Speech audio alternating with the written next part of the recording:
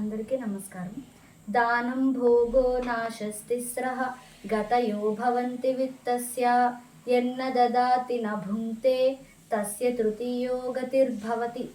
అంటే ఒక మనిషి తను సంపాదించే ధనం 3 విధాలుగా వ్యయం అవుతుంది, అంటే ఖర్చు అవుతుంది.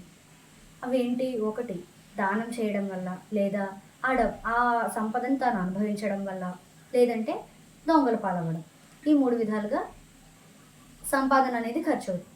అయితే ఇటు దానము చేయక, అటు తాను అనుభవించక, ఇలా లోబిగా ఉండే వాళ్ళ యొక్క ధనం మాత్రం మూడో విధంగానే ఖర్చు అవుతుంది. అంటే అది దొంగల పాలే అవుతుంది.